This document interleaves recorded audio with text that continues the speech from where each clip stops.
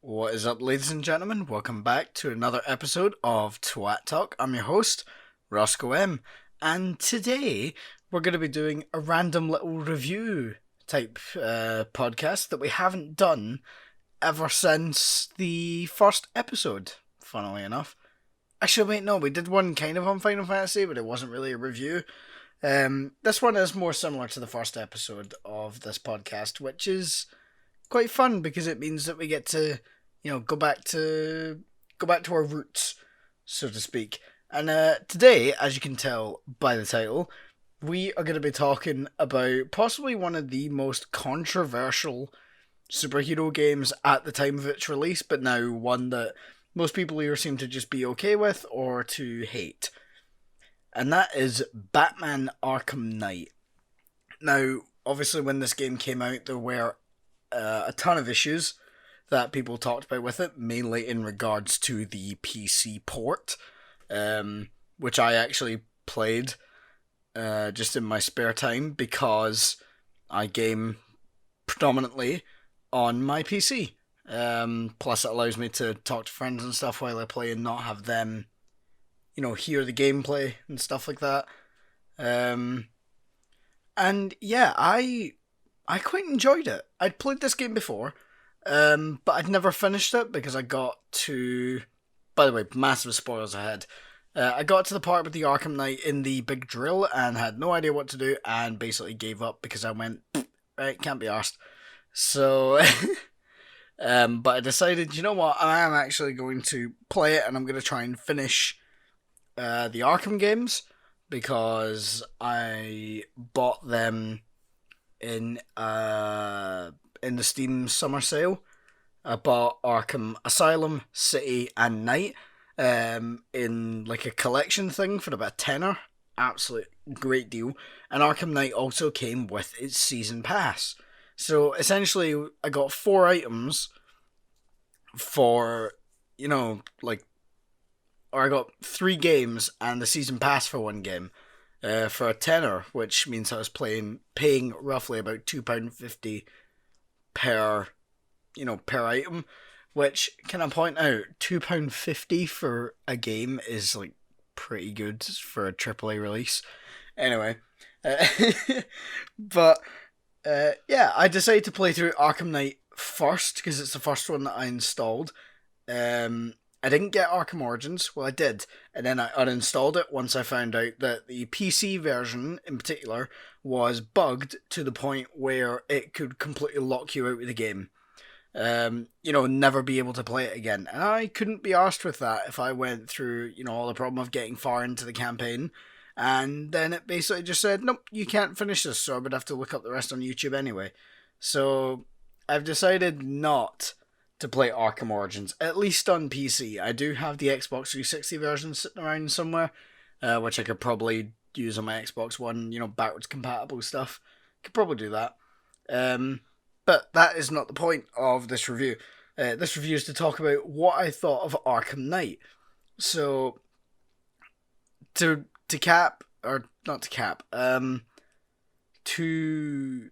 preface what I'm going to say, I think that's the word, I don't know. Try to use fancy words to make myself sound smart, but it's not really working. So, basically saying, in preparation for where my thoughts are coming from, I have nearly 100% of the game, at least in the main story. I have not started New Game Plus, and I have beat 3 out of the 6 DLC stories. The ones that you get, it's Harley Quinn, Red Hood, A Matter of Family, GCP Lockdown,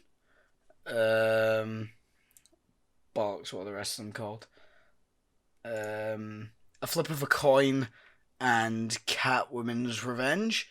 So out of all those, I have beaten GCPD Lockdown, Catwoman's Revenge, and A Flip of a Coin. I have not yet started on A Matter of Family, the Red Hood, or Harley Quinn story packs, but I am actually quite... I'm looking forward to the Matter of Family one, because I've heard that one is the best out of all of them. But we're getting ahead of ourselves. let's talk about the main game first. What everyone came for: Batman. Um, so I have nearly 100%ed the game, even though it's 120%. Um, the last thing I have to do is the Riddler trophies, which are going to be an absolute pain in the arse because it means I need to go trekking all over the bloody game world in order to find them. But whatever. um, Honestly, I think that's one of the things about the Arkham games that people um, don't really like is the Riddler trophies, because the Riddler trophies are the biggest pain in the arse in all of them because it's just a bloody collectible. It doesn't actually really affect anything unless you want like lore and things like that. But they are the biggest pain in the arse ever to have to go around and get them all, especially in this game, considering that there's like 240, I think, somewhere around that line, which that's a lot of trophies around an open world. And I understand that it's a big world, like the Gotham area that you can explore is big and you need to get them all and everything, but it's really frustrating in order to get the true ending of the game to have to go through and get all of those trophies because, of course, like most people probably would, I've left them until last, which means that the rest of my time playing this game is going to be a scavenger hunt or playing the smaller side stories, which I'll probably finish because I have basically no life this game for the past like day or so. Because I've been really enjoying playing Batman Arkham Knight, and basically to sum up my thoughts in one sentence, that line that every single reviewer uses, the game made me feel like Batman. I felt like a total badass most of the time that I was playing this and I was in combat. Even doing like the detective stuff, you feel really cool while doing it. You feel like Batman. There's and the plot's a good one. Some of the stuff is a bit nah. Some of the plot lines, like the reveal of who the Arkham Knight was. That was really obvious. It wasn't much of a twist. It was pretty obvious, given the fact that we'd seen Nightwing and Robin in the Arkham series previously, like through either the main story or DLC or things like that. We knew that Nightwing existed, which means that Dick Grayson was no longer Robin, and we knew that the current Robin from Arkham City was Tim Drake. So the Arkham Knight is introduced as someone who knows how Batman thinks, knows how Batman fights, knows all of his secrets, is able to get to him in ways that most of them can't, and has like a vendetta and wants to kill Batman. It's Jason Todd. I mean, you see it from a mile away. Even though, like, maybe if you went into the game completely blind, you wouldn't know initially. But once they start introducing the Jason story about halfway through the game, it's like, okay, yeah, the Arkham Knight is going to be Jason because it's the only character who is being introduced in this game who we haven't seen previously. So it's not someone with a vendetta against Batman from any of the previous games. Plus all the villains and everything are from the previous games, for the most part, are accounted for, either in side missions or in main missions, and stuff like that. The Joker's dead by this point, so there's really not anyone left. And the fact that they put in the Jason stuff, obviously it's for people who wouldn't know who Jason Todd is, but even at that, it's still a pretty obvious twist. That this guy who knows how Batman thinks, and he knows how he works, and he knows how to get to him, and it's this character who was Robin, who's just been introduced in this game. Yeah, it's Jason Todd. Oh god, I hate that it's such an obvious twist because, like, on its own, it's a decent enough storyline. I mean, we've done stuff like this with Jason for years. Him becoming the Red Hood and things like that. and especially the movie Batman Under the Red Hood, it's been done. This kind of story to do with Jason wanting revenge on Batman for something, to do with his death.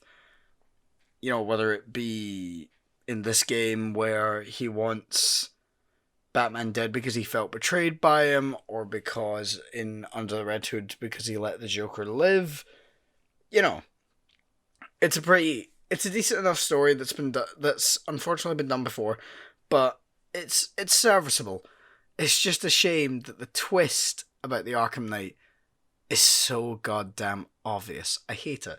I hate that it's so obvious, because it would have been a good twist if Jason, if there was more than 3 games beforehand and we had time to establish Jason as an actual character, have a game with him or something.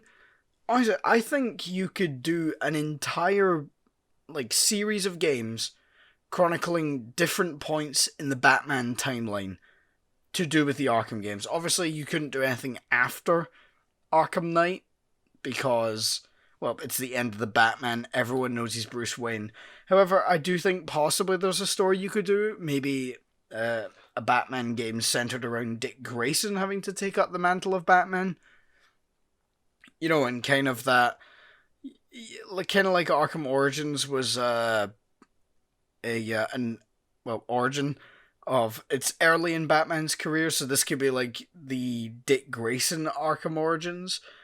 His variation of it, where he's having to establish himself as the Batman, and you could take advantage of the fact that everyone thinks that Batman is gone because Dick Grayson could try and reintroduce fear.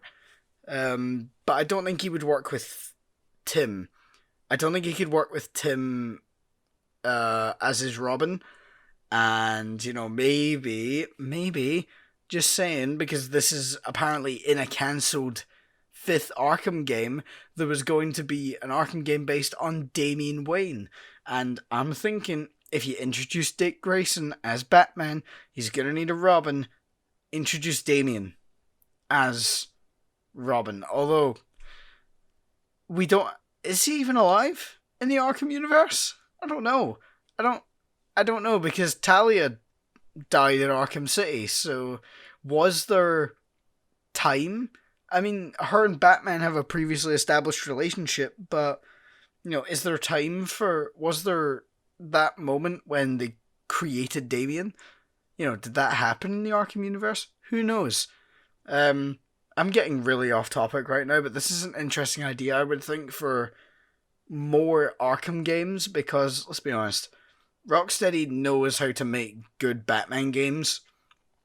They've got good writers, they've got the voice actors, Kevin Conroy, and they had Mark Hamill, but he unfortunately stopped after Arkham City. Then they got Troy Baker for Arkham Knight, which is, it's a decent enough performance.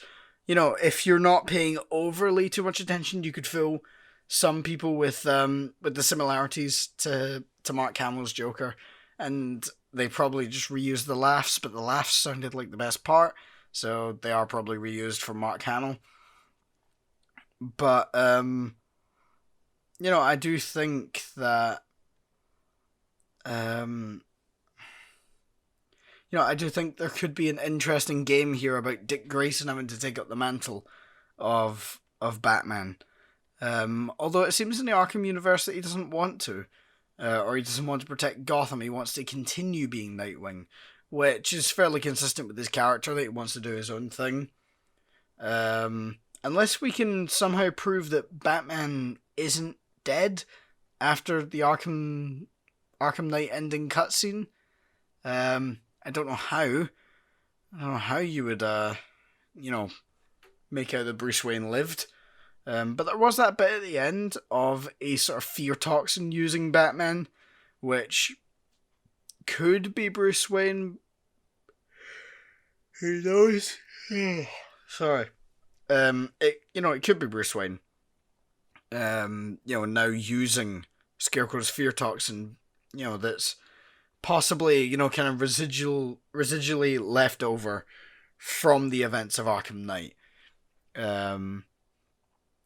But yeah, Arkham Knight's my original point, Arkham Knight story. It's a decent one with some kind of crap twists and turns, like also the Barbara Gordon not being dead thing. It's like, I don't know whether it's stupid because they tried to make out that they did actually kill her, or stupid because they didn't have the balls to kill her. I can't tell. I really can't think on whether or not it's either one of those two reasons. I don't want to think that it's reason two, that they didn't have the balls to kill off one of their characters. But would surprise me that they didn't want to kill off Barbara Gordon in this game. But, we're not here to break down the story in depth here. We're here to talk about general thoughts, because this is a podcast, it's not a bloody formal review. But a lot of the stuff I found quite interesting. The other part that a lot of people argue about with Arkham Knight, the Batmobile. My God. So, the Batmobile. I thought it was okay. I thought the Batmobile was functionally, like the gameplay mechanic was fine. But the Batmobile in terms of Arkham Knight was overused, I feel. I feel that they could have done a lot better. Why am I so tired? I feel like they could have done a hell of a lot better implementing it into the plot.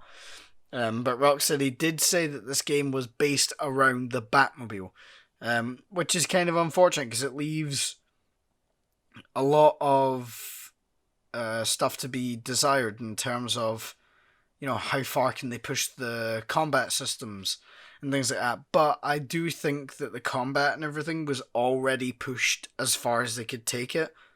You couldn't really improve on it any further, I think. The free flow combat in this game was top notch. God, I'm terribly sorry for the amount of times that I am yawning. But the free flow combat in this game was absolutely top notch.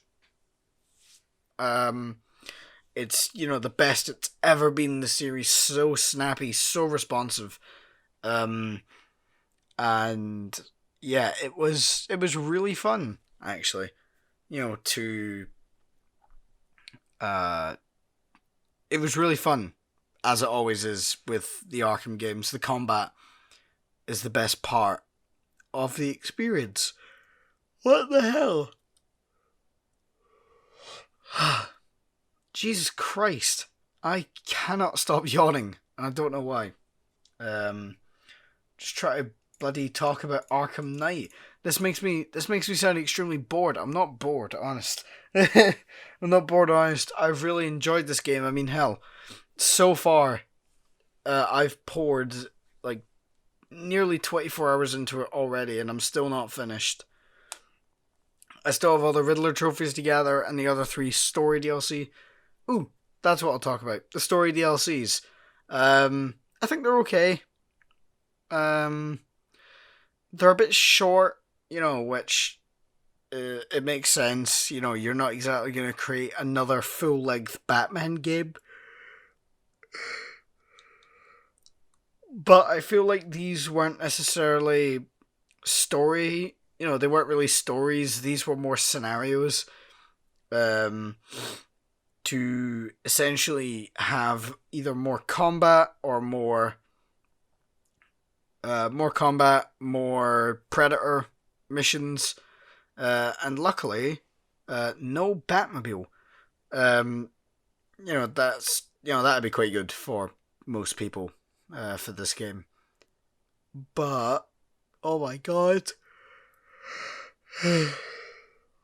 But Out of the three that I've played, being Robin's A Flip of a Coin, GCP lock, GCPD Lockdown for Nightwing, and Catwoman's Revenge, I liked Catwoman's Revenge the most because she's the one that changes it up the most not story wise, combat wise.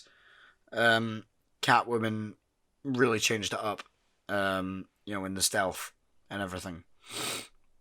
Whereas I felt that Robin and Nightwing were just underpowered versions.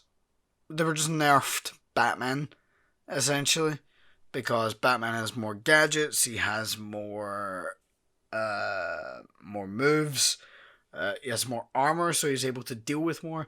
That's one thing I didn't like about the Robin and Nightwing missions, is that obviously, because there's no upgrades, you have no upgrades to your armor.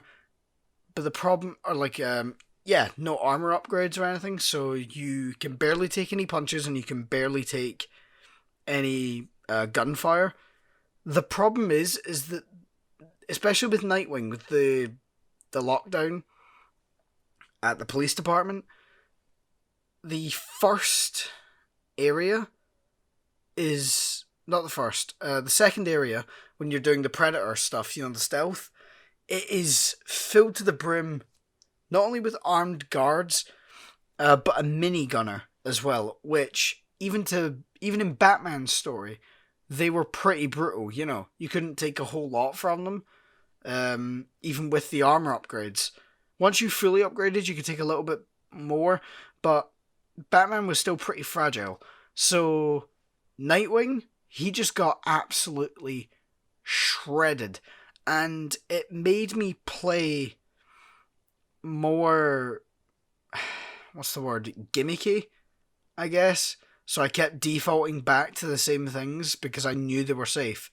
I didn't take risks like I did with Batman, to spice up the way that I did it or to make me feel like a badass. I just went with the same tactics over and over, which for me was, at least for the first half, for the first half of the stealth section, it was using the voice synthesizer to bring people up to the grates and then doing silent takedowns. Then once that was taken away from me, I just sat in the grates, on whatever floor all the enemies were on, waited for them to walk over, silent takedown, back in the grate. I never spiced it up at all. And even when I took down the minigunner, who I left till last, popped out of the grate, did it, and that was it. It really wasn't, because I was so fragile, it made me less creative in the way that I went about stealth, which is kind of ironic because you'd think it'd make you more creative. No, it does the exact opposite. And then with Robin, he was equally as fragile as Nightwing, because again, no armor upgrades.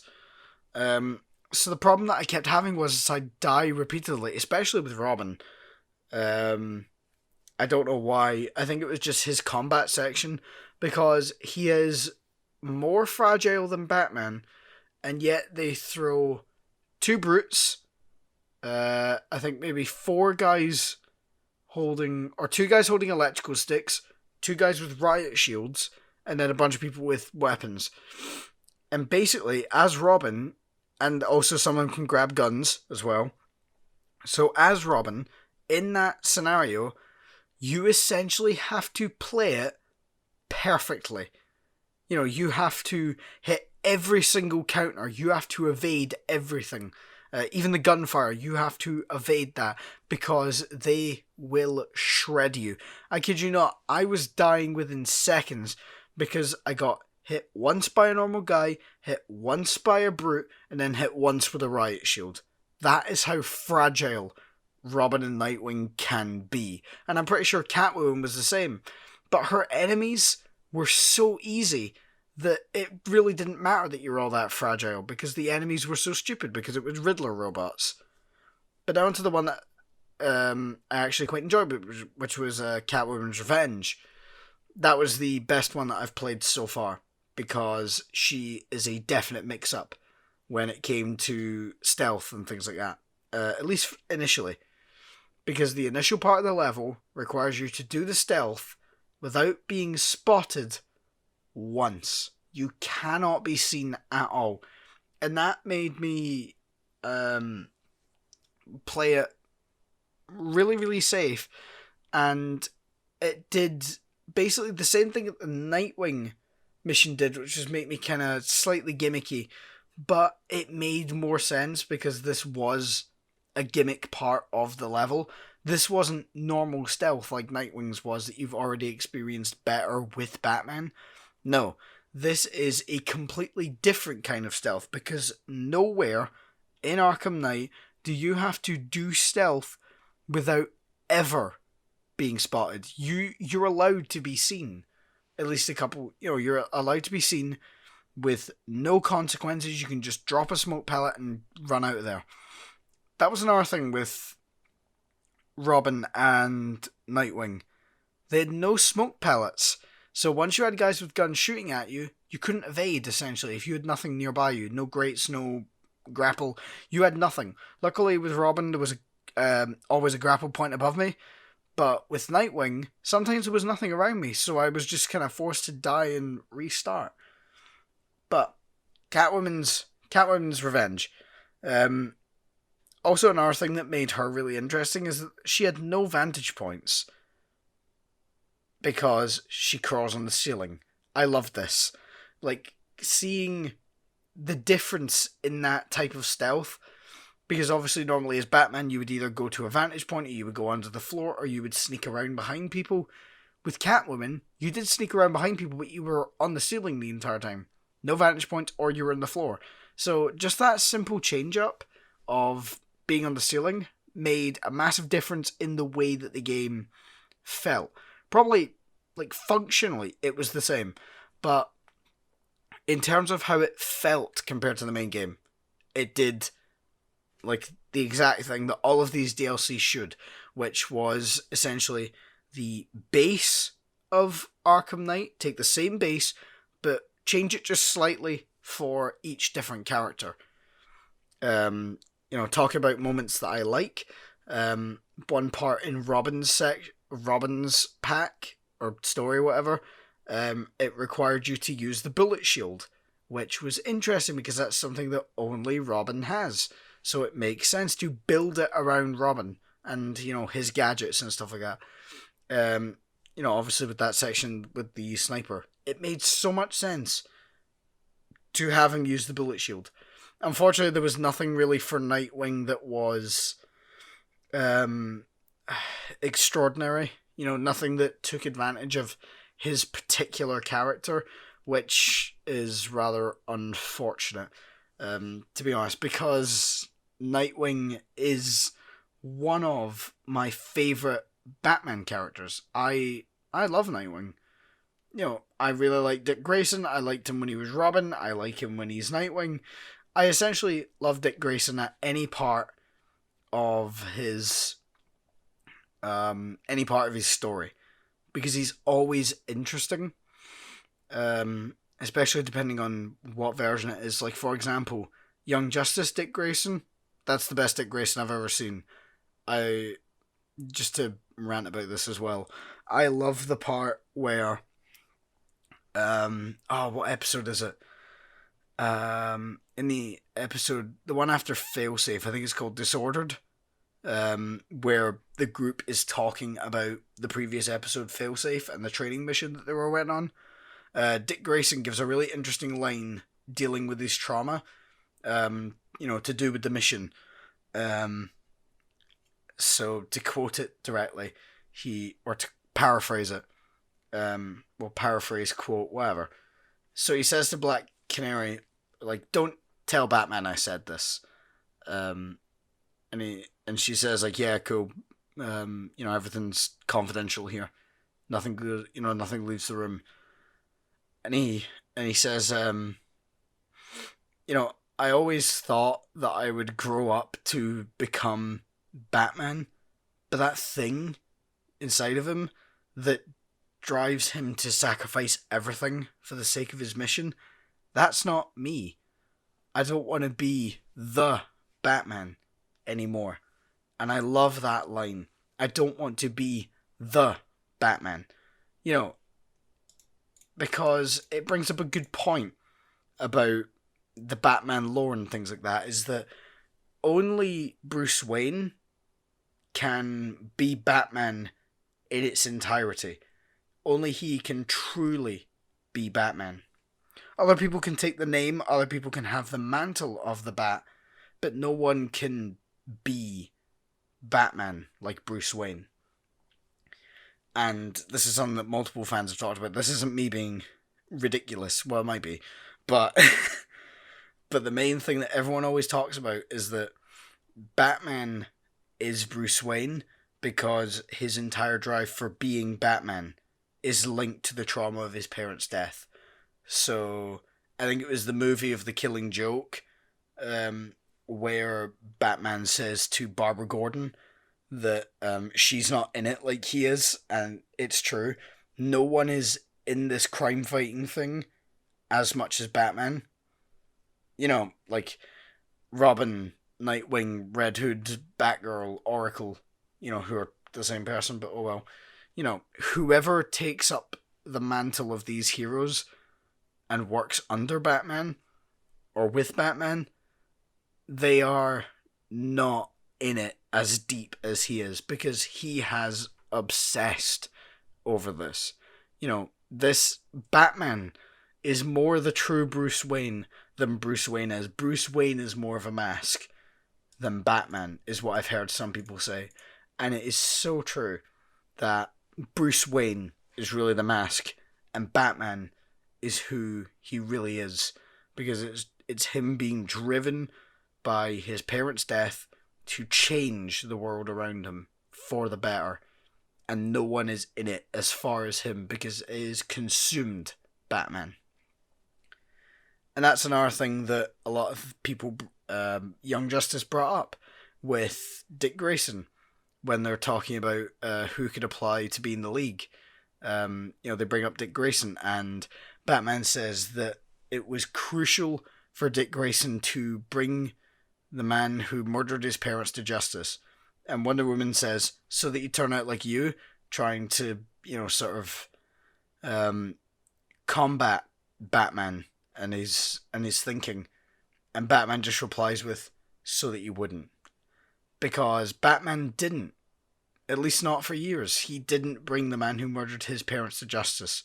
So he wanted to give that to Dick Grayson to give him closure, so that he wouldn't end up all consumed with fighting crime like Bruce was. And I love that.